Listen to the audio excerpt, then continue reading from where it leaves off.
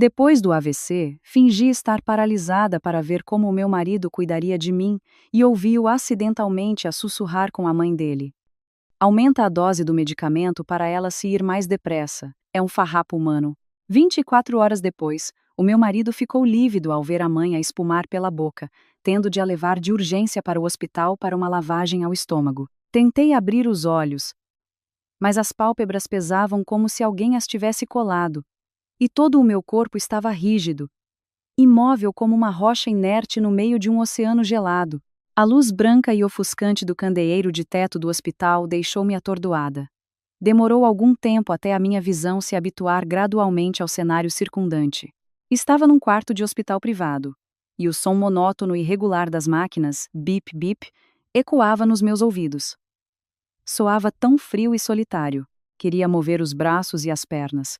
Queria sentar-me para ver o que tinha acontecido, mas, para meu horror, o lado direito do meu corpo estava completamente paralisado, sem qualquer sensação, como se já não me pertencesse. Tentei abrir a boca para chamar, mas a minha garganta estava rígida e só conseguia emitir sons ininteligíveis, fragmentados e patéticos. Olhem, ela acordou! Doutor! A minha mulher acordou! A voz familiar do Tiago soou, misturada com um pânico e uma alegria extremos. Ele correu para a beira da cama, o rosto encovado, os olhos vermelhos como se tivesse chorado muito. O Tiago agarrou com força a minha mão esquerda, a única que ainda sentia alguma coisa, e pressionou-a contra a sua bochecha, a voz a tremer. Meu amor, assustaste-me de morte. Estiveste em coma durante 3 dias. Pensei. Pensei que te ia perder para sempre. Ao ver o homem com quem partilhara a cama e a vida durante o último ano a sofrer tanto por minha causa, senti uma onda de compaixão e comoção. Lembrei-me daquela noite fatídica. Depois de beber uma canja de galinha que a minha sogra me trouxera, de repente senti o mundo a girar, a cabeça a doer como se estivesse a ser martelada, e depois apaguei-me sem saber como. Afinal, tinha tido um AVC. Uma doença terrível que nunca pensei que me visitaria na plenitude dos meus 32 anos. O médico entrou para me examinar, abanou a cabeça suavemente com um suspiro, e com uma voz grave explicou a minha condição ao Tiago. A sua esposa teve uma hemorragia cerebral extensa. Embora o perigo de vida tenha passado, as sequelas são muito graves. O lado direito do corpo está completamente paralisado e a capacidade de fala também foi seriamente afetada. É possível que passe o resto da vida numa cadeira de rodas e precise de cuidados 24 horas por dia. Ao ouvir as palavras do médico, o Tiago pareceu desmoronar. Abraçou-me com força e começou a soluçar. Meu amor, mesmo que fiques acamada para o resto da vida, não importa como fiques, eu cuidarei de ti. Juro que nunca te abandonarei. Tu és o meu mundo. Como poderia eu viver sem ti? As promessas sentidas do Tiago fizeram com que as jovens enfermeiras que estavam por perto também começassem a chorar, limpando discretamente as lágrimas, admiradas com o nosso amor. Eu também queria chorar. Queria levantar a mão para abraçar o meu marido, para o consolar, para lhe dizer que me esforçaria para recuperar. Mas no momento em que o Tiago se inclinou para me beijar na testa, o meu olhar fixou-se de repente no colarinho da sua camisa branca imaculada. Ali, logo abaixo da dobra do colarinho, destacava-se uma nítida marca de batom num tom de ameixa madura, vibrante sobre o tecido branco. Senti um arrepio percorrer-me a espinha. Eu era muito seletiva com a maquilhagem, e detestava particularmente aquela cor de batom, que considerava vulgar e um pouco antiquada. Nunca a usara, nem uma vez. O próprio Tiago, durante as nossas idas às compras, já tinha torcido o nariz em desdém. Essa cor é medonha. Só as raparigas dos bares rascas do Cais do Sodré a usam para engatar homens. Então, por que razão aparecia uma marca de batom dessas raparigas de bar no colarinho do meu marido, que chorava desconsoladamente pela sua mulher doente? Uma suspeita terrível começou a infiltrar-se na minha mente, corroendo a pequena chama de confiança e comoção que acabara de nascer. Tentei semicerrar os olhos, olhando mais atentamente para o rosto do Tiago. Nesse momento, quando ele levantou a cabeça para limpar as lágrimas, percebi de repente que, por trás daquelas lágrimas, nos seus olhos não havia uma dor profunda, mas sim um vislumbre de alívio e até mesmo um cálculo frio que me gelou o sangue. Aquele olhar passou num instante, desaparecendo com um piscar de olhos, mas com a intuição de uma mulher e a sensibilidade de alguém que paira na fronteira entre a vida e a morte, eu sabia que não me tinha enganado. O meu coração sentiu-se como se alguém o estivesse a esmagar. Uma dor mais intensa do que a dor física que me atormentava. A estranha marca de batom, o AVC súbito depois da canja da minha sogra e o olhar peculiar do Tiago. Todas aquelas peças soltas começaram a ligar-se, pintando um quadro assustador que eu não me atrevia a encarar. Fiquei imóvel, deixei o braço cair, fingindo cansaço, e fechei os olhos com força, escondendo a confusão e a suspeita que se avolumavam dentro de mim como uma tempestade. Após uma semana de tratamento no hospital, o meu estado não mostrou grandes melhorias. O médico autorizou-me a ir para casa para continuar a ser monitorizada e fazer fisioterapia. A nossa espaçosa vivenda em Cascais, outrora cheia do som feliz das nossas gargalhadas, acolheu-me agora com uma atmosfera fria e sombria. O Tiago tinha contratado alguém para arrumar um quarto no rés do chão, equipando-o com uma cama hospitalar e equipamento de apoio, transformando-o num mini quarto de hospital para facilitar os meus cuidados. Na primeira noite de regresso à casa, o Tiago alimentou-me pacientemente com colheradas de caldo ralo, e depois limpou-me e mudou-me de roupa meticulosamente. Deu-me também, com cuidado, 2 cápsulas amarelo-alaranjadas, dizendo com ternura: Amor, toma os comprimidos para melhorares depressa. Pedi a um amigo meu nos Estados Unidos para nos enviar. São ótimos para o cérebro. Vais dormir bem. E amanhã de manhã vais sentir-te muito melhor. Olhando para o olhar sincero do meu marido, abri a boca e engoli os comprimidos, mas a dúvida sobre a marca de batom ainda persistia no meu coração. Mal o medicamento fez efeito. O sono apoderou-se de mim rapidamente e as minhas pálpebras fecharam-se. No entanto, um forte instinto de sobrevivência dizia-me para não adormecer profundamente. Tentei manter um frágil estado de consciência, deitada imóvel na cama, com a respiração regular, fingindo estar num sono profundo. O relógio de parede bateu às 12 badaladas. O silêncio era tal que se ouvia o vento a assobiar pelas frestas da janela. A porta do quarto abriu-se suavemente e uns passos leves aproximaram-se da cama. O perfume forte da minha sogra invadiu-me as narinas. Dona Lourdes estava ao lado da cama, a sua voz estridente, sem qualquer reserva. Já adormeceu? Esse teu medicamento tem mesmo a certeza de que a deixa inconsciente? O Tiago estava ao seu lado, a sua voz desprovida de qualquer calor, tornando-se fria e cheia de desprezo. Descansa, mãe. Com uma dose destas, nem um trovão ao lado dela a acordava. Agora ela não passa de um corpo sem alma, só sabe estar deitada à espera da morte. Ouvi a Dona Lourdes a apalpar os meus braços e pernas de forma rude, e depois estalou a língua com pesar. Então ficou mesmo paralisada, filho? Que pena, a empresa estava a ir tão bem. O dinheiro entrava a rodos. Agora que esta criatura está aqui deitada, quem é que assina os papéis? E vê lá tu, porque eu não aguento aturar uma inválida para o resto da vida. É caro e nojento. As palavras cruéis da minha sogra foram como agulhas a perfurar-me o coração. Ela nunca gostara de mim. Sempre achou que eu era arrogante por ser rica, mas nunca imaginei que ela fosse tão cruel ao ponto de chamar a sua nora doente, criatura e inválida. Mas a resposta seguinte do Tiago foi o que verdadeiramente me empurrou para o abismo do desespero. O Tiago riu-se com escárnio, um riso arrepiante que eu nunca tinha visto no meu marido gentil. Não te preocupes com a empresa, mãe. O doutor Almeida, o advogado, já preparou uma procuração de tutela. Como ela perdeu a capacidade civil, eu, como seu marido legal, tenho plenos poderes para decidir sobre os seus bens. Mas a empresa é apenas uma pequena parte. Tem calma. Ele aproximou-se do ouvido da Dona Lourdes e sussurrou, mas na noite silenciosa, cada palavra chegou aos meus ouvidos com a clareza de um raio a cair ao meu lado. O mais importante é a apólice de seguro de vida de 5 milhões de euros que lhe fiz há 3 meses. Se ela morrer de doença ou de complicações do AVC, ficamos com o dinheiro todo. Mãe, continua a aumentar a dose do medicamento para ela se ir mais depressa. Este farrapo humano já está a ocupar demasiado espaço. 5 milhões de euros. Esse número ecoou na minha cabeça, despertando a memória do nosso aniversário de casamento 3 meses antes. Nesse dia, o Tiago trouxe para casa uma pasta de documentos de seguro, dizendo que era um presente para o nosso futuro, para me proteger de todos os riscos. Eu, feliz, Assinei sem ler atentamente as cláusulas, confiando absolutamente no seu amor. Afinal, não era um presente de amor, mas a sentença de morte que ele me tinha preparado. O Tiago continuou, a sua voz cheia de cálculo. Amanhã trago a Carla para cá. A desculpa é que é uma enfermeira particular para cuidar dela. Mãe, lembra-te de colaborar bem com ela. Assim que esta aqui bater as botas, teremos tudo. Vivendas, carros de luxo e toda a fortuna da família dela. As lágrimas escorreram dos meus olhos, rolando para dentro, salgadas e dolorosas.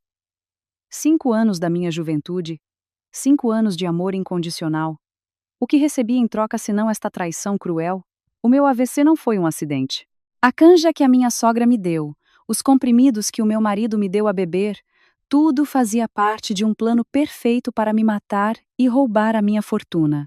Eu estava ali, o corpo imóvel, mas o coração a sangrar, consumida por um ódio profundo. Eu não podia morrer. Não podia mesmo. Tinha de viver para desmascarar estes demônios em pele de cordeiro. Para os fazer pagar por cada lágrima que derramei esta noite. Na manhã seguinte, continuei deitada, imóvel como uma estátua de cera, mas todos os meus sentidos estavam aguçados, atentos a cada movimento na casa. O som de saltos altos a bater no chão de mármore da sala de estar ecoou. O som era nítido e seco, completamente diferente dos passos arrastados e pesados da minha sogra. A porta do quarto abriu-se de rompante. O Tiago entrou. Com um sorriso radiante no rosto, o mesmo sorriso que eu costumava ver sempre que ele fechava um bom negócio. Ao seu lado, uma rapariga jovem, de figura esguia e rosto oval delicado, cuidadosamente maquilhada. Vestia um vestido branco imaculado, parecendo um anjo de branco. O Tiago aproximou-se da cama, acariciou-me o cabelo com ternura e apresentou-a. Meu amor, hoje convidei a Carla para cuidar de ti. Ela é a melhor fisioterapeuta que conheço, recomendada pelo próprio Dr. Almeida. A partir de agora, podes descansar tranquilamente. Com a Carla aqui, fico mais descansado quando vou trabalhar. Semicerrei os olhos para a rapariga chamada Carla. Ela sorriu-me, um sorriso tão doce que parecia falso. Os seus olhos brilhantes não conseguiam esconder a coqueteria quando olhava para o meu marido. A Carla inclinou-se, a sua voz melodiosa mas estridente. Não se preocupe, dona Sofia. Eu cuidarei de si, com todo o cuidado, como se fosse da família. O senhor Tiago deu-me instruções muito precisas. Não me atrevo a ser negligente. O Tiago deu mais algumas instruções e saiu apressado para o trabalho, deixando a enfermeira e a paciente a sós. Assim que a sombra do Tiago desapareceu atrás da porta, o sorriso nos lábios da Carla desvaneceu-se. Endireitou-se, e o seu olhar para mim mudou completamente, passando de uma aparência submissa para um ar desdenhoso e inquisidor. Ela deu a volta à cama, estalando a língua. Tisse que tesque. Realmente beleza e desgraça andam de mãos dadas. Ontem uma rainha. Hoje um peso morto. A senhora tem mesmo azar, dona Sofia. Depois disto, começou o seu trabalho de cuidado. A Carla pegou numa toalha quente para me limpar o rosto, mas as suas mãos não eram nada gentis como o Tiago dissera. Pressionou a toalha com força nas minhas feridas ainda não cicatrizadas, beliscando deliberadamente as áreas de pele mais sensível nos meus braços e na parte interna das minhas coxas, lugares discretos que um estranho dificilmente notaria. A dor subia-me até ao cérebro. Mas eu cerrei os dentes e aguentei, sem emitir um único gemido. Eu sabia que ela me estava a testar, ou simplesmente a torturar-me para satisfazer alguma inveja.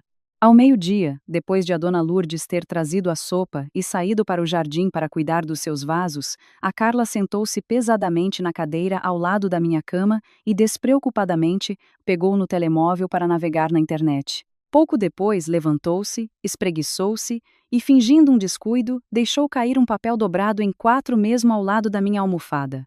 Lançou-me um olhar cheio de significado e saiu para atender uma chamada. O papel estava ali, imóvel sobre o lençol branco como um desafio. Olhei para baixo, e as letras impressas saltaram-me aos olhos, fazendo o meu coração parar.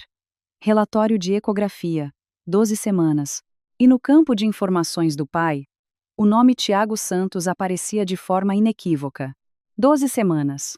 Então eles andavam a encontrar-se às escondidas há 3 meses, exatamente na altura em que o Tiago fez o seguro de vida em meu nome.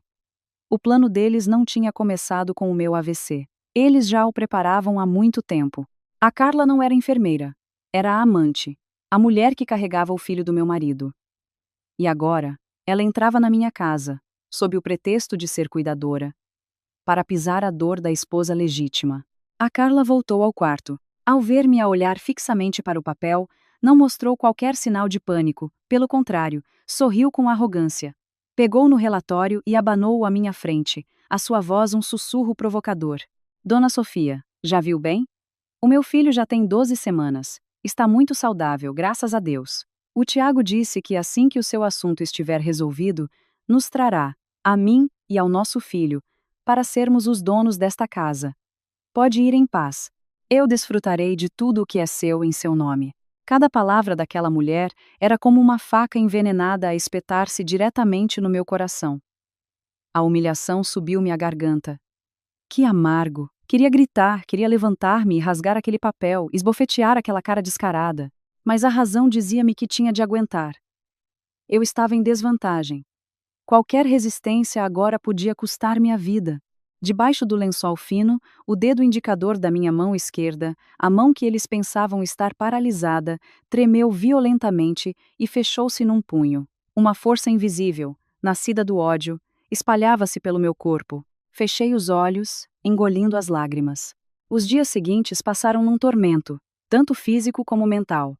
Aquele quarto de hospital em casa tornou-se a minha prisão, onde todos os dias tinha de encarar 3 rostos falsos: o marido hipócrita, a sogra gananciosa e a amante descarada. Mas foi nessa situação extrema que os meus sentidos se tornaram mais aguçados do que nunca. Aprendi a observar, a ouvir e a memorizar cada pequeno hábito deles, à espera de uma oportunidade para virar o jogo. Todas as manhãs, depois de o Tiago sair para o trabalho, a dona Lourdes sentava-se à mesa da cozinha, de onde podia ver diretamente o meu quarto através da porta de vidro. Tinha um hábito imutável: tomar os seus suplementos. Na bancada da cozinha, ao lado do jarro de água, havia sempre um grande frasco de plástico branco com um rótulo de frutas coloridas, onde se lia multivitamínico, importado da Suíça. A dona Lourdes prezava muito aquele frasco, gabando-se sempre aos vizinhos que era graças a ele que se sentia tão bem. A pele rosada, comia e dormia bem. O quanto ela valorizava a sua própria saúde era o quão cruel era com a minha vida. Quando chegava a hora de eu tomar os meus medicamentos, a dona Lourdes entrava, arrastando os pés, com um copo de água e uma pequena caixa de comprimidos na mão. Enfiava-me rudemente na boca 2 cápsulas amarelo-alaranjadas, sem rótulo, sem embalagem. O Tiago tinha me explicado que era um medicamento especial importado dos Estados Unidos, muito caro e difícil de conseguir, obtido apenas através de contactos. Mas, estranhamente, cada vez que tomava aquele medicamento milagroso, não me sentia melhor. Pelo contrário, a minha mente ficava mais confusa e tonta, os membros moles, como se tivesse perdido toda a força vital. Uma vez, consegui manter um comprimido debaixo da língua, e quando ela se virou, cuspi-o discretamente para um lenço de papel e escondi-o debaixo da almofada. Nesse dia, senti a minha mente muito mais clara, e a sonolência constante desapareceu. Foi então que percebi, horrorizada, que o que me davam não era um remédio para me curar, mas um veneno para me enviar para o outro mundo de forma lenta e suave. O contraste amargo desenrolava-se diariamente à minha frente. A sogra tomava vitaminas para viver mais, enquanto a nora era forçada a tomar veneno para morrer mais depressa. Ela queria viver muito para desfrutar da fortuna que o seu filho me roubaria, para embalar o neto daquela amante. A ganância humana é verdadeiramente assustadora. Pode transformar uma mãe, uma avó, numa assassina a sangue frio, sem tremer. Deitada de lado, olhei fixamente para o frasco de vitaminas na bancada da cozinha, através da fresta da porta. Um pensamento audacioso e louco começou a germinar na minha mente. Se eles gostavam de usar medicamentos para decidir sobre a vida das pessoas, por que não deixá-los provar o seu próprio remédio? A lei do karma, por vezes, precisa de uma mãozinha para chegar mais depressa. Comecei a acumular aquelas cápsulas venenosas de cor amarelo-alaranjada. Cada vez que a dona Lourdes ou a Carla me davam um medicamento, usava a técnica de o esconder debaixo da língua, que tinha praticado durante as minhas noites de insônia. Quando elas saíam, cuspia o comprimido, Embrulhava-o cuidadosamente num pequeno pedaço de tecido rasgado da bainha da minha camisa de dormir e enfiava-o no fundo do enchimento da almofada. O número de cápsulas aumentava de dia para dia, proporcionalmente à clareza e força que regressavam gradualmente ao meu corpo. Eu sabia que estava a jogar um jogo de vida ou de morte.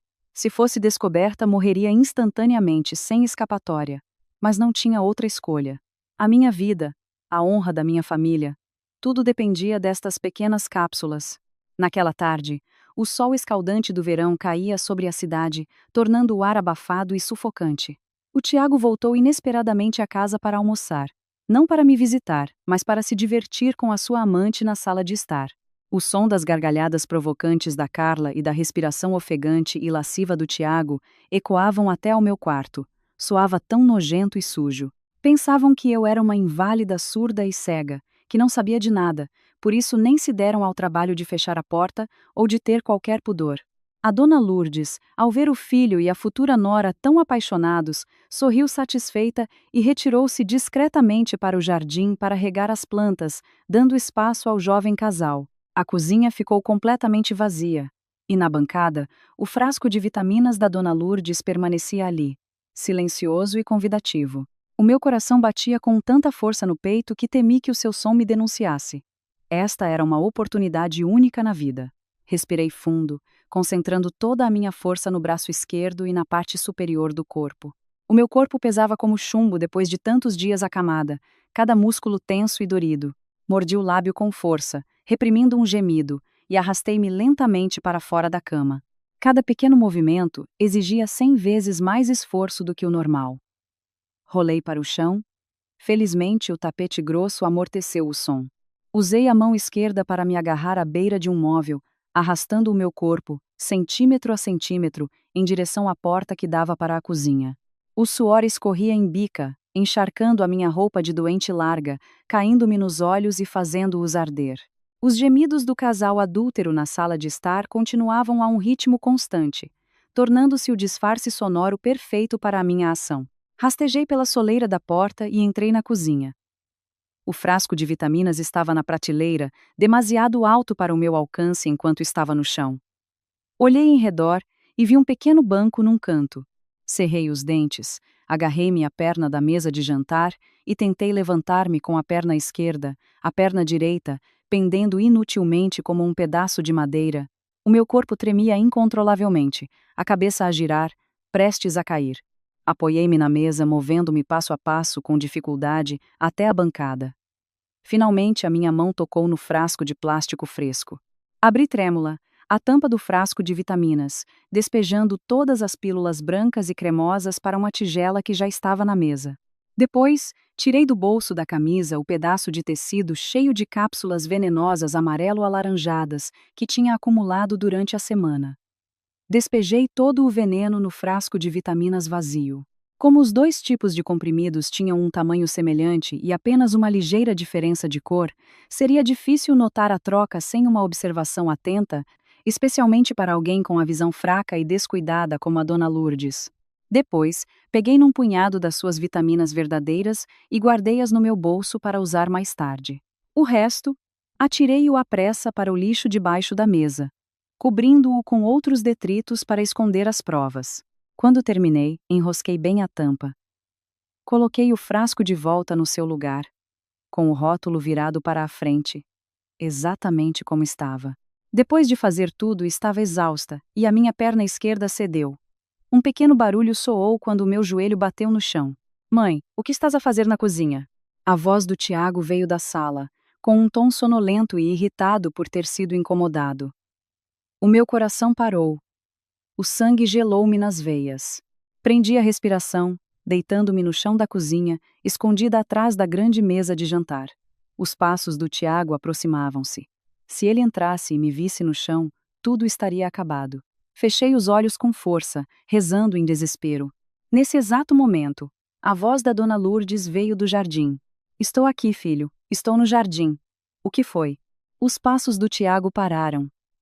Ele murmurou. Que estranho. Juro que ouvi qualquer coisa. Depois virou-se.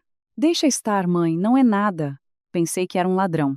Soltei o ar, sentindo como se tivesse acabado de regressar do mundo dos mortos.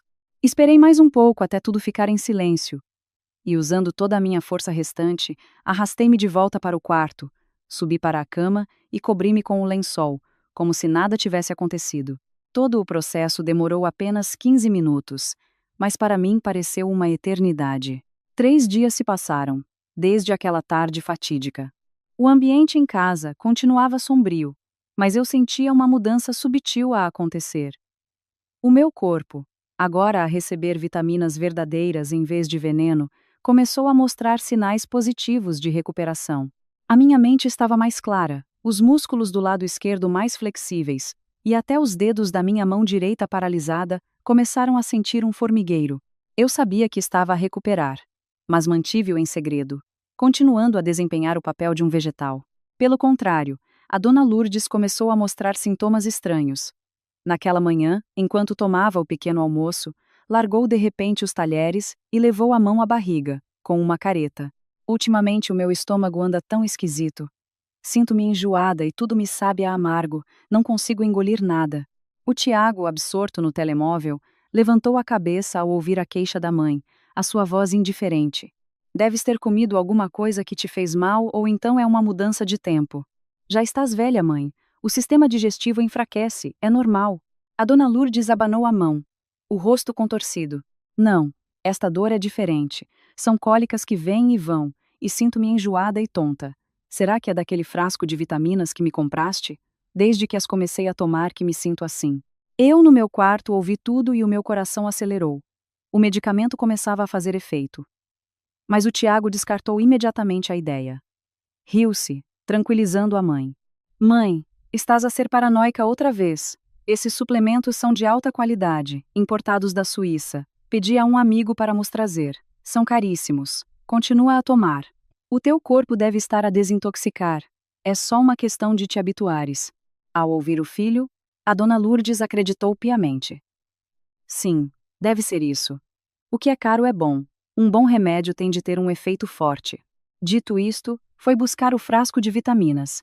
O que ela não sabia era que agora continha as cápsulas venenosas amarelo-alaranjadas. Deitou 2 na mão e engoliu-as com gosto. Observando a cena pela fresta da porta, não senti alegria, apenas um frio que me arrepiou. O seu próprio filho, aquele que ela mimava e para quem era cúmplice no mal, estava indiretamente a empurrá-la para a morte com a sua negligência e ignorância. Se o Tiago se importasse um pouco mais com a mãe, se tivesse dado ao trabalho de verificar o frasco de vitaminas, talvez tivesse notado a anormalidade. Mas não.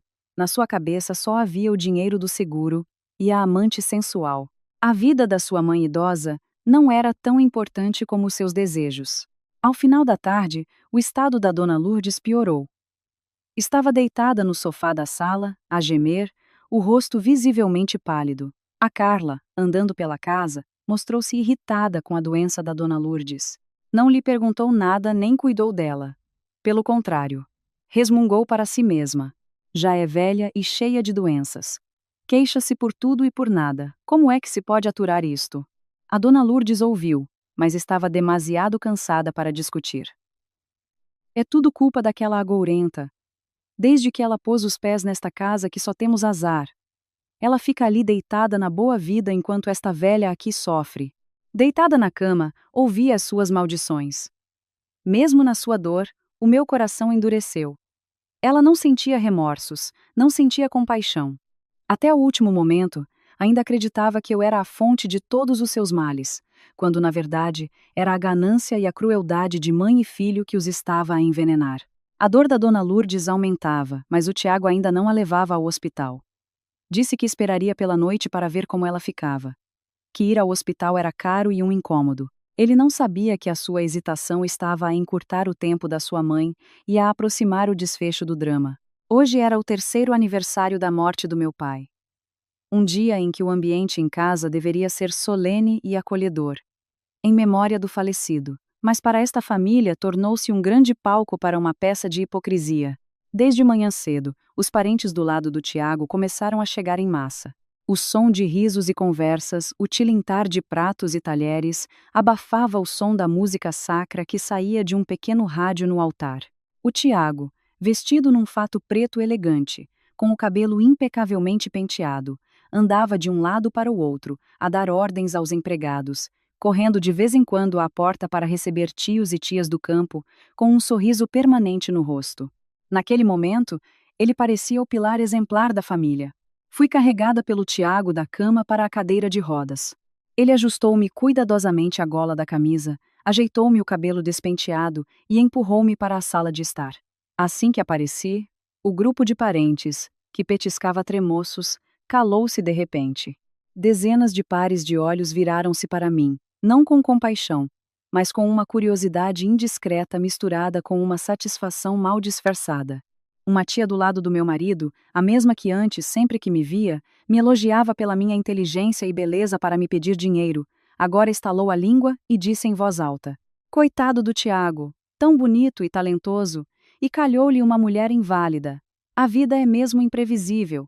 Assim não pode fazer nada, só vai dar trabalho a ele e aos filhos." O Tiago, ao ouvir isto, apressou-se a acenar com a mão, fingindo magnanimidade. "Não diga isso, tia, coitada da minha mulher. É o destino. Ela estar assim também me dói muito. Mas como marido e mulher, temos de partilhar a sorte e o azar." As suas palavras fizeram com que todos os parentes acenassem em aprovação. Todos o elogiavam, dizendo que o Tiago era um marido dedicado e virtuoso, um exemplo para toda a família. Eu permaneci sentada na cadeira de rodas, a cabeça ligeiramente inclinada para o lado, o olhar vago fixo na fotografia do meu pai no altar, envolta no fumo do incenso. Em silêncio pedi desculpa ao meu pai por permitir que pessoas tão desprezíveis manchassem o dia da sua memória. A dona Lourdes hoje usava mais maquilhagem do que o habitual para esconder o rosto pálido e os lábios arroxeados. Mas eu ainda conseguia ver o cansaço evidente em cada um dos seus gestos. A dor de estômago persistente, causada pelo frasco de vitaminas especial, parecia atormentá-la sem cessar. De vez em quando franzia o sobrolho, levava a mão à barriga e bebia discretamente um gole de água morna. Mesmo assim, esforçava-se por manter as aparências de anfitriã, circulando entre os convidados, oferecendo comida e bebida, e lançando-me ocasionalmente um olhar de esguelha, cheio de malícia. Quando todos se sentaram à mesa, a dona Lourdes levantou-se, a sua voz um pouco trêmula, mas ainda a tentar soar autoritária. "Hoje é o aniversário da morte do meu sogro honorário. Em nome dos meus filhos, agradeço a todos os tios e tias por terem tirado um pouco do vosso precioso tempo para estarem aqui. A nossa família tem tido pouca sorte. A minha nora adoeceu e ficou acamada. Todo o fardo da casa recaiu sobre os ombros do Tiago. Eu também já estou velha e fraca, e só espero que as duas famílias o apoiem para que ele possa gerir a empresa que o meu sogro honorário deixou, para que o patrimônio não caia em mãos alheias." As suas palavras pareciam razoáveis, mas eram, na verdade, uma declaração implícita de transferência de poder. Ela estava a preparar o terreno, a transformar a apropriação da minha empresa pelo Tiago num ato de responsabilidade e sacrifício. Olhei para ela, para o Tiago, para os parentes que acenavam vigorosamente, e senti náuseas perante tanto descaramento. Eles comiam e bebiam à custa do suor e das lágrimas do meu pai, planeavam roubar a fortuna da sua filha em frente ao seu altar, e ainda assim conseguiam rir e conversar como se nada fosse. De repente, a dona Lourdes cambaleou, agarrando-se com força à cadeira, o suor frio a brotar-lhe na testa, fazendo escorrer a espessa camada de base. O Tiago, ao ver isto, correu para amparar a mãe, perguntando preocupado: "Mãe, o que se passa? Estás com dores de barriga outra vez?" A dona Lourdes acenou com a mão, tentando reprimir a náusea que lhe subia pela garganta, e sussurrou: "Não é nada, devo estar só muito cansada. Continua a tratar dos convidados, eu sento-me aqui um bocadinho e já passa." Observando a cena, não senti alegria, apenas uma profunda tristeza. A dona Lourdes estava a pagar o preço da sua própria ganância, mas ainda se agarrava teimosamente àquela ilusão de poder até ao último momento. O almoço em memória do meu pai, em vez de ser uma ocasião para recordar, transformou-se num banquete de intrigas, enganos e das sementes da destruição que germinavam silenciosamente. O ambiente na sala de estar tornava-se cada vez mais sufocante. O cheiro da comida, misturado com o do álcool e o de perfumes baratos, criava uma mistura enjoativa que me deixava sem ar. Eu continuava sentada, imóvel, na cadeira de rodas num canto da sala, como um objeto decorativo supérfluo e esquecido. Enquanto isso, o Tiago andava atarefado a brindar de mesa em mesa. Bebeu bastante, o rosto corado, os olhos a brilhar com a excitação de quem está prestes a alcançar o auge da fama e da fortuna. Depois de dar uma volta, voltou à mesa principal, onde a dona Lourdes estava sentada, recostada na cadeira, com uma expressão de dor indescritível. Ela mal tocara na comida, limitando-se a bebericar um pouco de água, com a mão ainda a pressionar o abdômen. O Tiago puxou uma cadeira e sentou-se ao lado da mãe, sussurrando-lhe algo ao ouvido. No meio do barulho da festa, da música alta e do tilintar dos copos, eu não deveria conseguir ouvir nada, mas talvez porque a morte estivesse por perto, a minha audição tornou-se estranhamente aguçada. O Tiago falou, a voz arrastada pelo álcool. Mas o conteúdo era cortante como uma faca. Mãe, aguenta só mais hoje. Eu sei que estás cansada. Esta manhã dupliquei a dose do medicamento dela. Deve ser esta noite, ou o mais tardar amanhã de manhã, e o assunto fica resolvido. Nessa altura, os 5 milhões de euros do seguro serão nossos. Podes ir para um hospital internacional ou até para os Estados Unidos tratar-te o que quiseres. Apertei com força os braços da cadeira de rodas, as unhas a cravarem-se no couro até sangrar, mas a dor física não era nada comparada com o arrepio que me percorreu a espinha. Dose dupla, então, o comprimido que a Carla me forçou a tomar esta manhã. Se eu não tivesse sido rápida a escondê-lo, a esta hora seria mesmo um corpo sem alma. Eles já não tinham paciência para esperar que eu morresse lentamente. Queriam acelerar o processo para deitarem às mãos aquele dinheiro do seguro. Ao ouvir o filho, os olhos da dona Lourdes brilharam com uma esperança malévola. Ela acenou com a cabeça e respondeu num sussurro. Sim, é uma boa ideia. Estou com muitas dores, já não aguento mais. Resolve isso depressa, não podemos deixar arrastar. E lembra-te de dizer à Carla para se livrar de todas as embalagens dos medicamentos depois. Não queremos deixar pistas para a polícia suspeitar. Descansa, mãe. A Carla é esperta, trata de tudo. Tu só precisas de te poupar para aproveitares a boa vida. O Tiago deu umas palmadinhas na mão da mãe. O sorriso nos seus lábios torcido pela crueldade.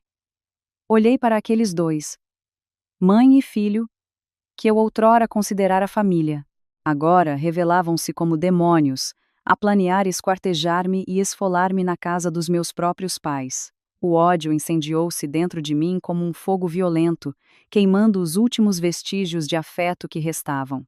Eu tinha planeado aguentar mais alguns dias para reunir mais provas, mas o sussurro mortal do Tiago pôs um ponto final na minha paciência. Se eu não agisse agora, aqui mesmo, perante o olhar de todos, talvez não tivesse outra oportunidade. Olhei para o vaso de rosas vermelhas no centro da mesa. A sua cor lembrou-me a marca de batom no colarinho do Tiago no dia em que acordei, o sangue que corria nas minhas veias. O sangue de uma mulher resiliente que nunca soube o que era render-se. Pai, onde quer que estejas, por favor, protege-me. Hoje, em teu nome, vou limpar este cancro para restaurar a dignidade da nossa família. Lá fora, um trovão ribombou, cortando o céu escuro e fazendo tremer as vidraças. Os parentes assustaram-se, mas o Tiago riu alto. Um trovão destes, de certeza que vem aí chuva forte. É uma bênção do céu, meus caros. A festa continuou no meio do barulho e da agitação. Todos estavam embriagados com o vinho e os brindes vazios. O Tiago levantou-se, com um copo de vinho tinto na mão, e declarou em voz alta: Hoje, no aniversário da morte do meu sogro, gostaria de agradecer a ambas as famílias por todo o amor e apoio que nos deram, especialmente a minha mãe, que sofreu para me criar, e que agora cuida da minha mulher doente no meu lugar. Ele mal tinha terminado a frase quando um som estridente de algo a partir-se cortou o seu discurso comovente. Todos os olhares se viraram para a dona Lourdes.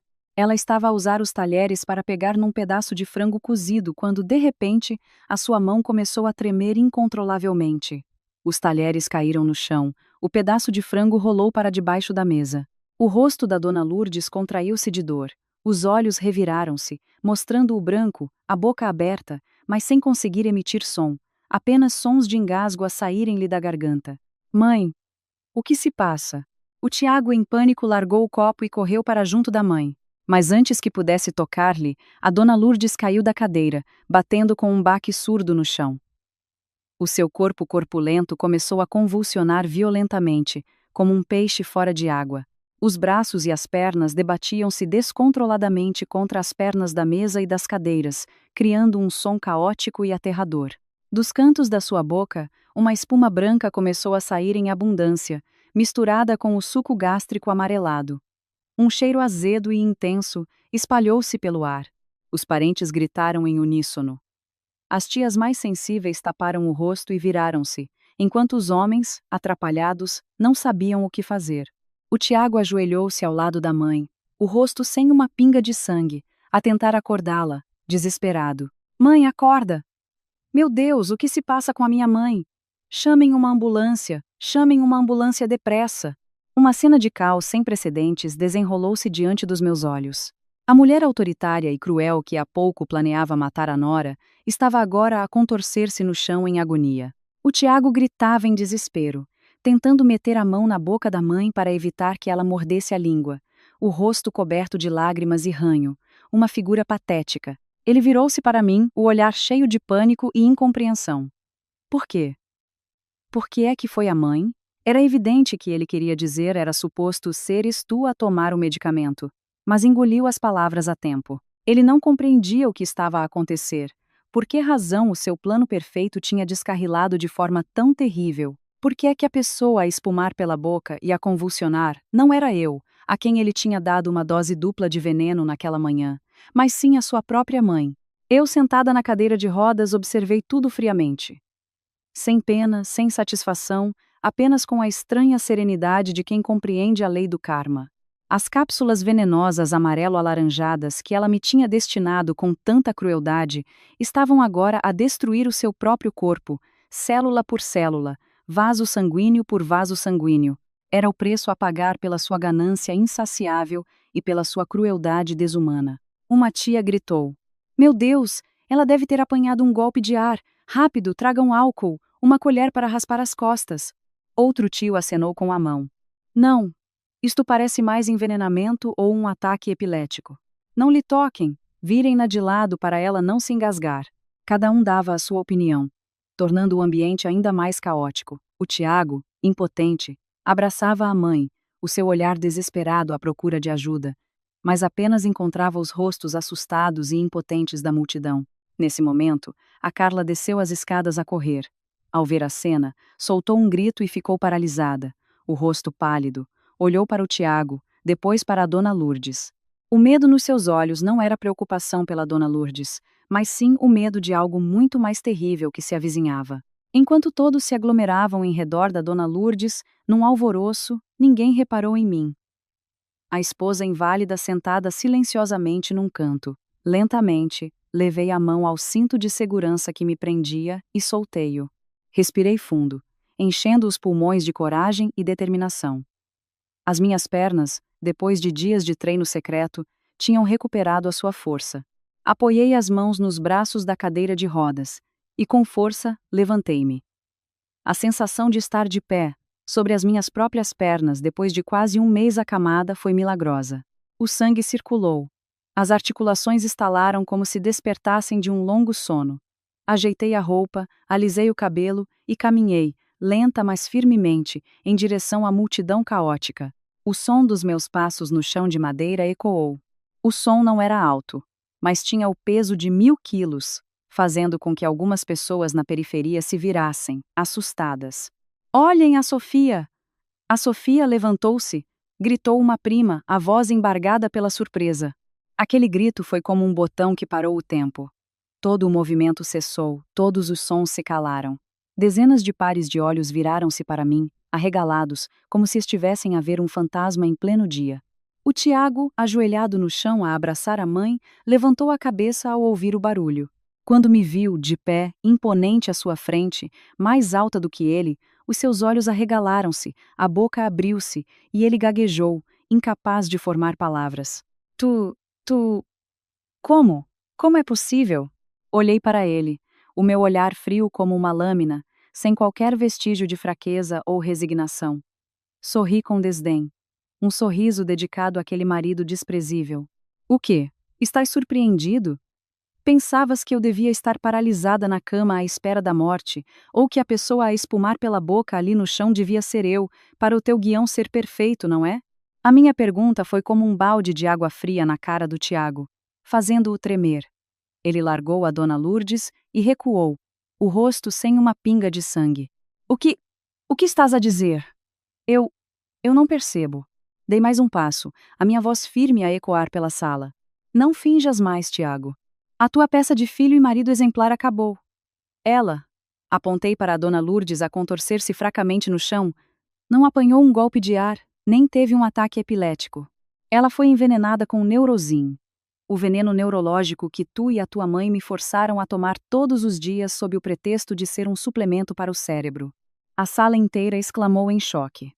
Os parentes olharam uns para os outros e depois para o Tiago com suspeita e horror. O Tiago, em pânico, acenou com as mãos. Não! Estás a mentir! Estás louca! Aquilo são suplementos. Comprei-os por uma fortuna. Suplementos? Interrompi-o. A minha voz cheia de autoridade. Se são suplementos, por que é que a tua mãe ficou assim depois de os tomar? Sabes por quê?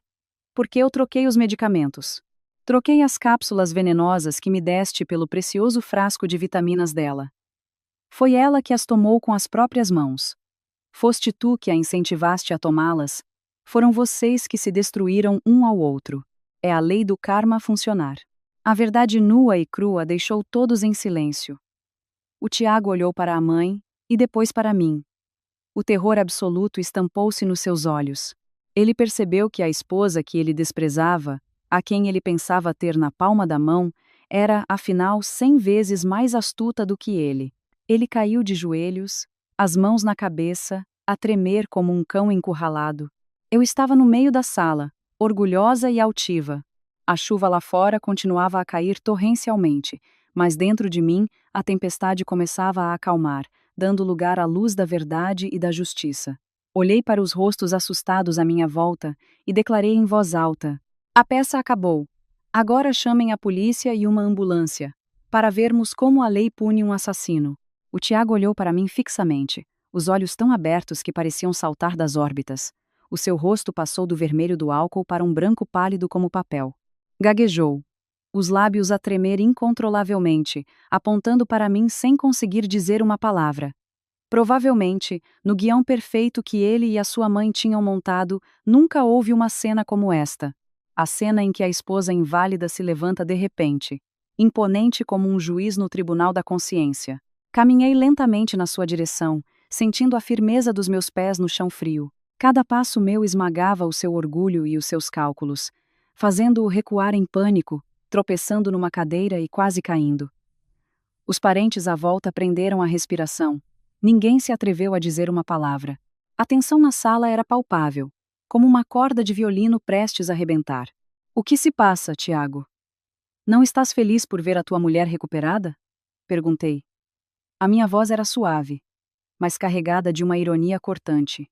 Tu juraste que cuidarias de mim para o resto da vida, mesmo que eu ficasse acamada. Agora que consigo estar de pé, devias estar a chorar de alegria. Por que é que pareces tão assustado, como se tivesses visto um fantasma? O Tiago engoliu em seco, tentando acalmar-se, mas a sua voz trêmula denunciava a sua culpa. Tu recuperaste quando? Por que não me disseste? Fiquei surpreendido. Surpreendido? Ou desapontado? Ri com desdém. Aproximando-me dele, olhando diretamente nos seus olhos que se moviam erraticamente de medo.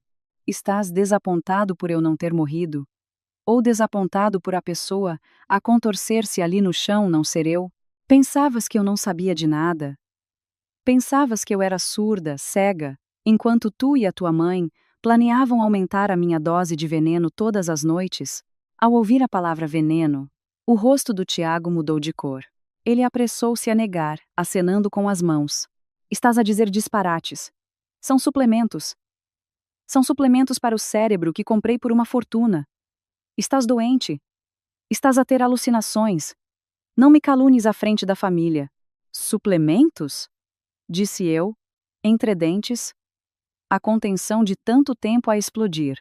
Se são suplementos, por que é que a tua mãe está a espumar pela boca? Por que é que está a convulsionar daquela maneira?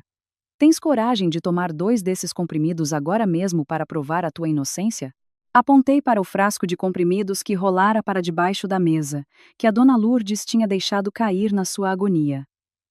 O Tiago olhou para o frasco. O suor frio a escorrer-lhe pela testa. Ele sabia perfeitamente o que continha, e não se atreveria a arriscar a sua vida. O seu silêncio cobarde foi a resposta mais clara para todos os presentes. Desgraçado! Cerrei os dentes e dei-lhe uma bofetada com toda a minha força. O som ecoou pela sala, rasgando o silêncio. O Tiago cambaleou, levando a mão à bochecha marcada com os meus 5 dedos, olhando para mim com uma mistura de ódio e medo. Aquela bofetada não foi apenas um castigo pela sua traição, mas também uma tentativa de despertar um pingo de consciência que pudesse restar nele. Embora eu soubesse que era inútil, os parentes começaram a cochichar, os seus olhares para o Tiago a mudarem de admiração para suspeita e desprezo.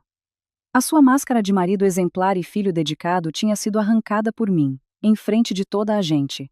Ele estava ali, sozinho e patético, sem escapatória.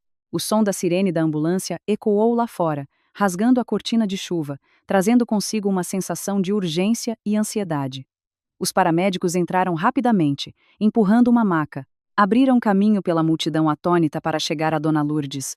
A minha sogra já tinha desmaiado, a espuma ainda lhe saía da boca, mas mais fracamente. O rosto estava roxo, a respiração fraca e superficial, como uma vela prestes a apagar-se. O médico de emergência examinou-lhe os olhos e cheirou o vômito. O seu rosto tornou-se sério. Virou-se para o Tiago e perguntou: "O paciente tem algum historial médico? Ingeriu algo estranho?"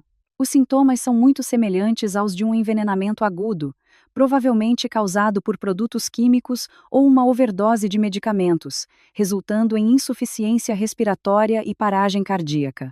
O Tiago ficou petrificado, gaguejando, sem saber o que responder. Não se atrevia a dizer que a sua mãe tinha tomado o veneno que ele próprio comprara para matar a mulher. Mas também não podia negar a verdade óbvia. Finalmente balbuciou: Eu não sei. A minha mãe estava a jantar, e de repente ficou assim. Doutor, salve a minha mãe. Preparem-se para a levar imediatamente. Precisa de uma lavagem ao estômago urgente, mais um pouco, e o veneno entra na corrente sanguínea e não haverá nada a fazer. O médico deu ordens aos enfermeiros, que rapidamente colocaram a Dona Lourdes na maca e a levaram para a ambulância. O Tiago olhou para a mãe e depois para mim. O seu olhar vacilava entre fugir à responsabilidade e ficar para me enfrentar. Eu fiquei de braços cruzados, a observá-lo friamente. Vai tratar da tua mãe. Eu fico aqui e chamo a polícia. Este assunto não pode ser resolvido internamente. Envenenar alguém é crime, Tiago. Ao ouvir a palavra polícia, o Tiago estremeceu, o rosto sem uma pinga de sangue. Queria correr e tapar minha boca, mas ao ver os parentes a cochichar e os paramédicos a olharem fixamente, engoliu o seu ódio. Sabia que, se me fizesse alguma coisa agora, só se afundaria mais no lodo do crime. Cerrou os dentes e apontou para mim, ameaçador. Espera para ver. Se acontecer alguma coisa à minha mãe, não te deixo em paz. Dito isto, virou-se e correu atrás da ambulância. A sua figura, em pânico e cobarde, desapareceu na cortina de chuva. A ambulância partiu, deixando para trás a grande casa, mergulhada no caos e na confusão. Os parentes, ao verem a desgraça dos anfitriões e ao ouvirem falar em polícia, temendo serem envolvidos, também se foram embora. Uns com a desculpa de irem tratar dos filhos, outros dizendo que tinham um assunto urgente. Num instante, a sala de estar ficou apenas comigo e com a desordem de pratos e talheres. Olhei em volta para a casa vazia. Uma sensação de solidão apoderou-se de mim, mas foi rapidamente suplantada pela determinação. Eu não podia fraquejar agora. O Tiago tinha saído. Esta era a oportunidade de ouro para encontrar a prova mais importante que ele escondia. Eu sabia que ele era cuidadoso, mas em pânico com a sua mãe entre a vida e a morte, certamente teria cometido um deslize. Virei-me para a Carla. A amante, que há pouco tremia num canto, aproveitara a confusão para subir e arrumar as suas coisas. Ela ia fugir. Sorri com desdém. Caminhei rapidamente até a porta principal. Tranquei-a e guardei a chave no bolso. Hoje ninguém sairia desta casa sem pagar pelo que fez. Depois de trancar a porta, encurralando a amante em casa, fui diretamente para o escritório do Tiago, que antes fora a biblioteca preferida do meu pai. O quarto mantinha a mesma decoração, com estantes de carvalho maciço que iam até ao teto, mas o ambiente solene e acolhedor de outrora fora substituído pelo cheiro a tabaco frio e pelo calculismo do novo dono. Aproximei-me do quadro a óleo de uma paisagem rural pendurado na parede e empurrei-o suavemente para o lado. Atrás do quadro, havia um cofre de parede moderno. Eu sabia a combinação. O Tiago, numa tentativa de me agradar, tinha me dito para colocar a data do nosso aniversário de casamento, para ser romântico e provar que o que é do marido é da mulher. Mal ele sabia que aquele romantismo falso seria agora a chave para desmascará-lo. Os meus dedos tremeram um pouco ao tocar no teclado numérico frio. Bip, bip, bip. O som do trinco do cofre a abrir-se ecoou secamente no silêncio. A porta pesada abriu-se, revelando os segredos sombrios que o Tiago tanto se esforçara por esconder. Lá dentro, para além de maços de notas e das minhas joias que ele tinha secretamente acumulado, havia uma pasta grossa de documentos na prateleira de cima. Peguei na pasta, trêmula, e as palavras contrato de seguro de vida impressas em negrito saltaram-me à vista. Pessoa segura, Sofia Almeida. Beneficiário, Tiago Santos. Valor do seguro, 5 milhões de euros. Data da assinatura. Exatamente no nosso aniversário de casamento, o dia em que ele me ofereceu um ramo de rosas vermelhas e me sussurrou palavras doces sobre o futuro. As lágrimas escorreram-me pelo rosto, caindo sobre o papel inanimado. Afinal, o meu valor aos olhos dele resumia-se a estes 5 milhões. O amor conjugal, a gratidão para com a minha família, tudo fora convertido em dinheiro por ele. Debaixo do contrato, encontrei um pequeno caderno de capa de couro preta e um frasco de vidro meio vazio. Abri o caderno e a caligrafia inclinada e familiar do Tiago apareceu. Era um diário do meu tratamento. Ele tinha registrado meticulosamente cada dia. Dia 1. Início do medicamento em dose baixa. A esposa queixa-se de cansaço. Dia 5.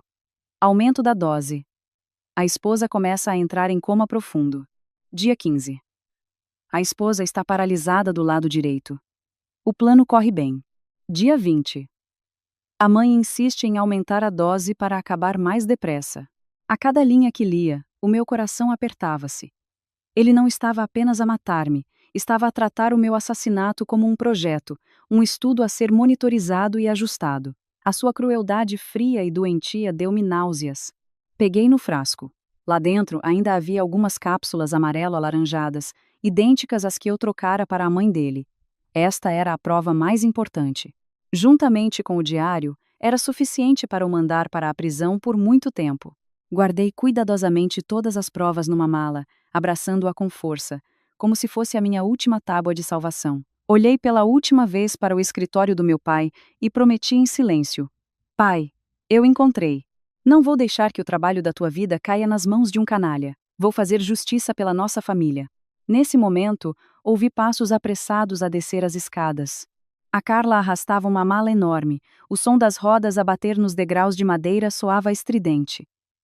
Vestia um vestido curto e justo, a maquilhagem feita à pressa, o rosto a denunciar um pânico extremo. Ao ver-me parada ao fundo das escadas, a Carla assustou-se tanto que quase escorregou e caiu. Recuou um passo, agarrando com força a pega da mala, tentando parecer forte, mas a sua voz tremia. Saia da frente. Eu demito-me. A sua casa tem loucos, não trabalho mais aqui. Demites-te? Ri com desdém, de braços cruzados, o meu olhar frio a encará-la. Para onde pensas que vais? Para a aldeia ter o bebé? Ou vais fugir com o teu amante? O rosto da Carla mudou de cor. Ela gaguejou. O que está a dizer? Não percebo. Que bebé? Sou apenas uma enfermeira contratada. Uma enfermeira que tem uma ecografia de 12 semanas, e o pai é o marido da paciente? Interrompia, tirando do bolso o relatório que ela tinha deixado de propósito na minha almofada. Mostrei-lhe, a minha voz firme. Pensavas que eu estava mesmo paralisada, que era cega, e que podias fazer o que quisesses. Este papel. juntamente com as fotografias tuas e do meu marido num hotel que o detetive me enviou, são suficientes para arruinar a tua vida, rapariga. Ao ver as provas, as pernas da Carla fraquejaram, e a mala caiu ao chão com um estrondo. A sua atitude arrogante e desafiadora de quando me ameaçara na cama desaparecera, substituída pelo medo de quem é apanhado em flagrante. Ajoelhou-se, a chorar, implorando: Dona Sofia, por favor, perdoe-me. Eu errei. Foi o Tiago. Ele seduziu-me. Disse que a senhora estava a morrer, que eu viesse para cá cuidar de si e que depois me daria uma posição. Foi por causa do filho que carrego que o ouvi. Cala-te, gritei, o nojo a subir-me à garganta. Não uses uma criança para justificar a tua baixeza. Tu também és mulher. Como pudeste ser tão cruel e aliar-te a um homem para matar a mulher dele? Sabias que os comprimidos que me forçavas a tomar todos os dias eram veneno? Sabias que eras cúmplice de homicídio? Ao ouvir a acusação de homicídio, a Carla ficou lívida. Abanou a cabeça freneticamente. Eu não sabia. Juro que não sabia. O Tiago só me deu os comprimidos e disse para lhos dar. Eu só queria ganhar algum dinheiro para o meu filho. Por favor, não chame a polícia, eu imploro. Olhei para a mulher ajoelhada aos meus pés, a chorar desconsoladamente, e senti uma mistura de raiva e pena. Por ganância, por ambição, ela vendera a sua consciência, tornando-se um peão nas mãos do Tiago. Levanta-te, ordenei. Não te vou matar, nem chamar a polícia para te prender agora, mas tens de sair da minha casa imediatamente. Deixa para trás tudo o que não te pertence, incluindo a roupa de marca que estás a usar, porque foi comprada com o dinheiro do meu marido, ou seja, com o meu dinheiro. A Carla, atrapalhada, abriu a mala e deitou fora algumas carteiras e roupas caras que o Tiago lhe comprara. Só se atreveu a ficar com a roupa velha com que chegara e alguns pertences pessoais. Abri a porta principal e apontei para a rua chuvosa. Desaparece e aprende a lição de hoje. Nunca penses que podes construir a tua felicidade sobre o sofrimento dos outros. A Carla, de cabeça baixa, arrastou a mala agora leve e saiu. As vizinhas, que tinham vindo ver o que se passava, cochichavam e apontavam. A amante correu para a chuva, uma figura patética como um rato de esgoto a ser escorraçado. Bati a porta com força, encostei-me a ela e soltei um longo suspiro. Um inimigo fora eliminado, mas o maior e mais perigoso ainda estava à solta. O hospital à noite tem sempre um ar sombrio e arrepiante. O cheiro forte a desinfetante misturado com o cheiro a mofo das paredes velhas cria o odor característico da separação e da dor. Eu estava sentada num banco de metal frio no corredor das urgências, o olhar perdido na porta fechada da sala de reanimação. Lá dentro, a dona Lourdes lutava contra a morte, pagando o preço pelos mesmos comprimidos venenosos que destinara à sua nora. O Tiago estava sentado em frente, de cabeça baixa, as mãos entrelaçadas a despentear o cabelo já em desordem. O fato elegante da manhã estava agora amarrotado e sujo. Ele não se atrevia a levantar a cabeça para me olhar, ou talvez estivesse demasiado assustado para enfrentar a verdade. O ecrã iluminava-se com os nomes dos parentes a ligar para saber notícias, mas ele não atendia. Tinha medo de responder às perguntas, medo de enfrentar a suspeita que se espalhava como uma mancha de óleo. A porta das urgências abriu-se e um médico saiu, tirando a máscara para revelar um rosto cansado. O Tiago levantou-se de um salto e agarrou a manga do médico, a voz embargada. Doutor, a minha mãe, como está a minha mãe? Ela vai sobreviver? O médico olhou para o Tiago e depois para mim, suspirou e abanou a cabeça. A paciente está fora de perigo. A sua vida foi temporariamente salva. No entanto, devido à grande quantidade de neurotoxina que entrou na corrente sanguínea e ao ligeiro atraso no socorro, as sequelas são inevitáveis. Que sequelas? Doutor! Seja claro, gritou o Tiago, os olhos arregalados. A sua mãe sofreu danos cerebrais que resultaram na paralisia do lado esquerdo do corpo. O rosto ficou desfigurado e perdeu a capacidade de falar. Em termos simples, ela ficará hemiparética. E todas as suas atividades diárias dependerão de outros, como uma criança. Ao ouvir isto, o Tiago cambaleou e caiu no banco, o rosto lívido. Levou as mãos à cabeça e gemeu como um animal ferido. O castigo chegou demasiado depressa, e foi demasiado cruel. Ainda esta manhã, A dona Lourdes rejubilava com a ideia de eu ficar acamada para ela desfrutar de uma velhice feliz.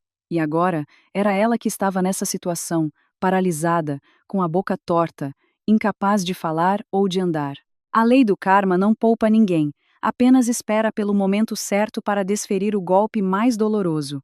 Levantei-me e aproximei-me do Tiago, olhando para aquele homem a tremer com um olhar de pena. O que se passa, Tiago? Estás triste? A tua mãe ainda está viva, devias estar feliz. Tu disseste que cuidarias de um doente para o resto da vida sem te queixares. Agora tens a oportunidade. Cuida da tua mãe da mesma forma que me prometeste. O Tiago levantou a cabeça e olhou para mim, os olhos vermelhos e injectados. Cerrou os dentes. Tu... Cala-te! A culpa é tua. É tudo culpa tua.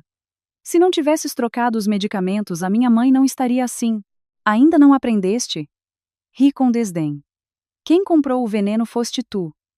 Quem me forçou a tomá-lo foram vocês, mãe e filho. Eu apenas devolvi o que vos pertencia. Devia sentir-te sortudo por ela não ter morrido. Pelo menos ainda tens a oportunidade de ser um bom filho. Dito isto, virei-lhe as costas e afastei-me, deixando-o ali com o seu remorso e o medo a consumi-lo. O seu telemóvel tocou novamente. Desta vez, ele atendeu, a voz a tremer em súplica. Alô, doutor Almeida? Doutor, ajude-me. A minha mãe ficou paralisada. O que é que eu faço? Ele estava a ligar para alguém em quem confiava como a sua última tábua de salvação. Após a chamada desesperada, o Tiago, como um náufrago que agarra um destroço, correu para o jardim do hospital, onde havia bancos de pedra escondidos sob a sombra de plátanos antigos. Seguiu em silêncio, mantendo uma distância segura para não ser detetada, mas perto o suficiente para observar todos os seus movimentos. A chuva tinha parado, mas o ar continuava úmido e frio. O vento a assobiar por entre as folhas soava como o suspiro de almas perdidas. Um carro preto de luxo parou junto à entrada secundária do hospital. A porta abriu-se e um homem de meia-idade saiu. Vestia um fato cinzento que lhe assentava bem na sua figura robusta, o cabelo penteado para trás com brilhantina e uns óculos de aros dourados que lhe conferiam um ar de intelectual respeitável. Era o Dr. Almeida, o advogado da minha família, o amigo íntimo em quem o meu pai mais confiava enquanto viveu, a pessoa a quem eu sempre tratei com respeito.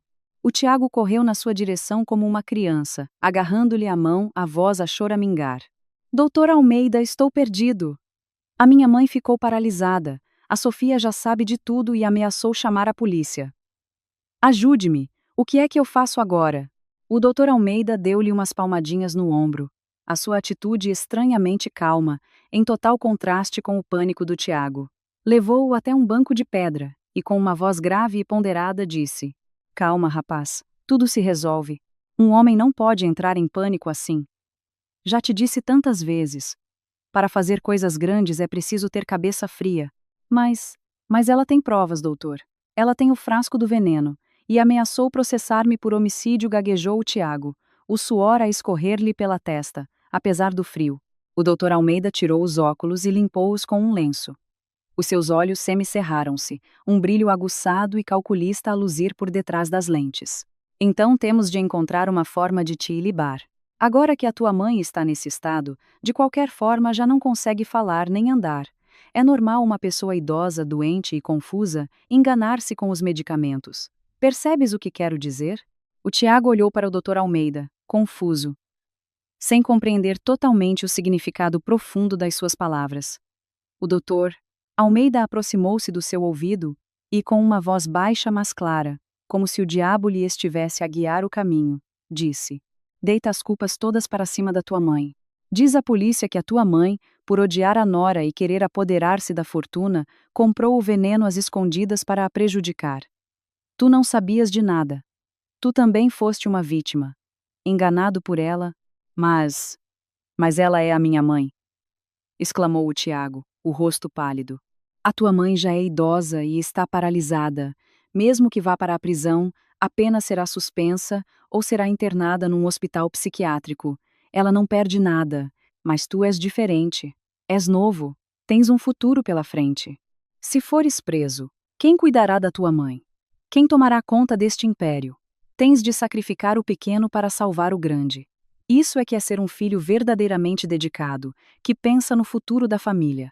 As palavras do Dr. Almeida foram como um narcótico, enchendo os ouvidos do Tiago com argumentos enganadores mas convincentes. Eu, escondida atrás de uma árvore, tapei a boca para não gritar de horror.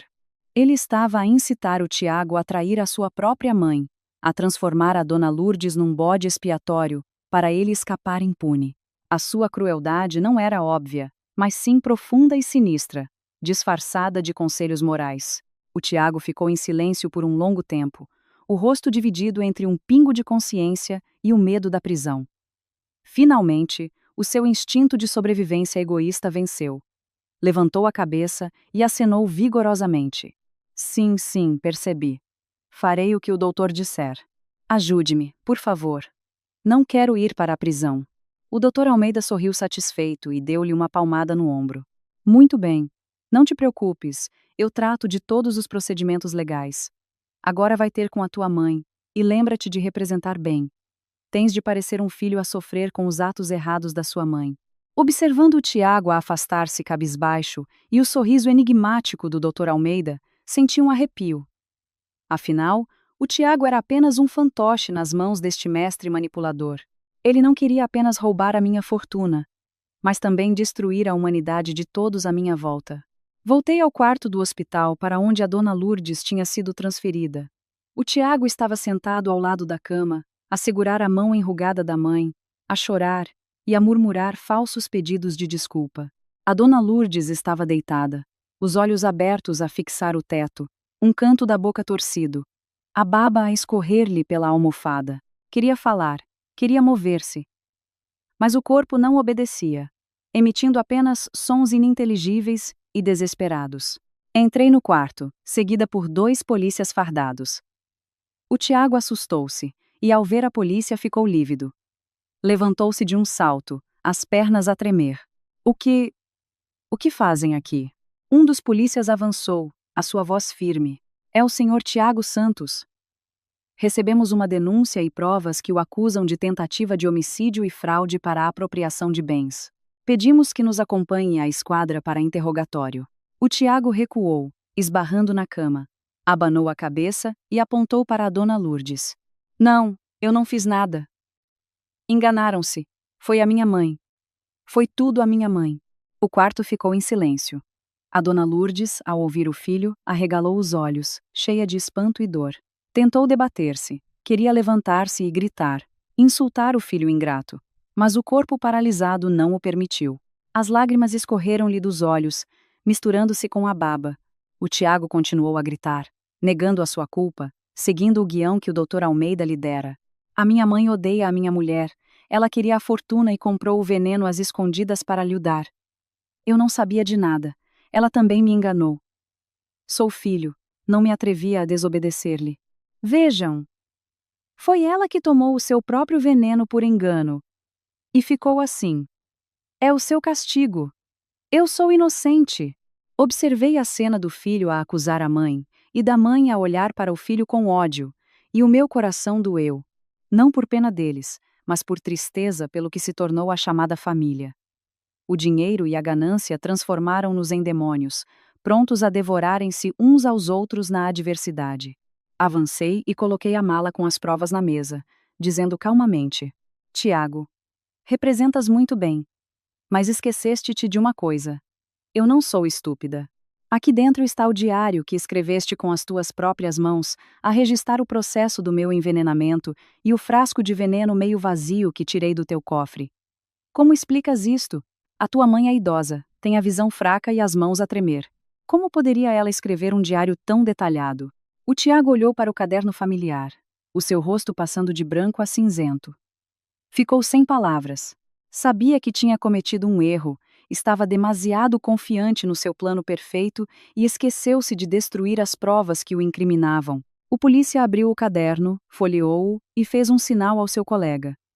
As algemas frias fecharam-se nos pulsos do Tiago com um clique seco. Ele caiu de joelhos, a chorar e a implorar. Sofia, meu amor, eu errei. Fui influenciado. Perdoa-me. Não quero ir para a prisão. Olhei para ele, o meu olhar frio e impassível. Foste influenciado? Por quem? Pela tua mãe ou por outra pessoa? Vais para a esquadra e esclareces tudo.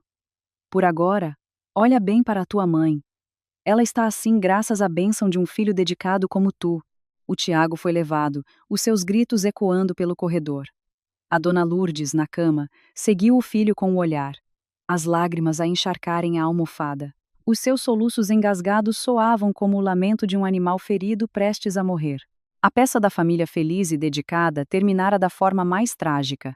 Mas eu sabia que o verdadeiro cérebro ainda se escondia nas sombras, e a minha luta ainda não tinha acabado. Na manhã seguinte, fui convidada a ir à esquadra da Polícia Judiciária para colaborar na investigação. Sentada no gabinete de um inspetor, através de um espelho unidirecional, vi o Tiago na sala de interrogatório ao lado. Em apenas uma noite parecia ter envelhecido 10 anos, a barba por fazer, as olheiras profundas, o ar arrogante de outrora completamente desaparecido, restando apenas o medo e a subserviência. O inspetor começou o interrogatório, a sua voz firme. Tiago Santos, confessaste ter tentado envenenar a tua mulher. Mas qual é a origem da Neurosin? Uma pessoa comum não consegue comprar facilmente este medicamento proibido. Tiveste ajuda? O Tiago baixou a cabeça, as mãos a torcerem-se, o suor a brotar-lhe na testa. Estava a ponderar o que dizer para se safar da melhor forma. Sabia que o seu crime era grave e que, sem atenuantes ou colaboração, poderia passar o resto da vida na prisão. A imagem do Dr. Almeida veio-lhe à mente, mas não se atreveu a denunciá-lo de imediato. Ele era o seu benfeitor, o seu último recurso, e também o guardião de muitos dos seus segredos. Eu comprei na Dark Web, respondeu o Tiago em voz baixa. Não mintas, o inspetor bateu na mesa. Verificamos o teu telemóvel e o teu computador. Não há registro de tal transação. Pelo contrário, encontramos muitas mensagens trocadas entre ti e uma mulher chamada Carla. Quem é ela? Qual o seu papel nisto? Ao ouvir o nome da Carla, um brilho de esperança vil acendeu-se nos olhos do Tiago. Pensou imediatamente em culpar a amante para aliviar a sua própria pena, tal como tentara fazer com a mãe. Levantou a cabeça e apressou-se a confessar. Sim, foi ela, a Carla. Foi ela que me deu o veneno. Explica-te, ordenou o inspetor. A Carla é minha amante. Ela queria que eu deixasse a minha mulher para casar com ela e engendrou o plano. Disse que este medicamento causaria sintomas semelhantes a um AVC e que ninguém descobriria. Foi ela que me entregava o veneno todas as semanas. Eu só a ouvi porque estava cego. E onde é que ela arranjava o medicamento? Insistiu o inspetor. O Tiago hesitou por um momento e depois contou tudo. Ela disse que foi o seu pai adotivo que lhe deu. O pai adotivo dela é uma pessoa importante. Com muitos contactos, consegue tudo. Ela disse para eu não me preocupar, que o pai adotivo dela trataria de tudo. Quem é o pai adotivo dela? Eu não sei o nome verdadeiro. Ela só o chama de padrinho. Mas uma vez via com um homem de meia idade, muito elegante, num carro com uma matrícula especial. Eu, do lado de fora, ouvia cada palavra do Tiago e o meu coração apertava-se. O padrinho, o homem de meia idade elegante, estas pistas ligavam-se, formando a imagem do Dr. Almeida. Afinal, a Carla não era apenas a amante, mas também um peão importante que o Dr. Almeida colocara para controlar e incentivar o Tiago a cometer o crime. Ele não confiava totalmente no Tiago.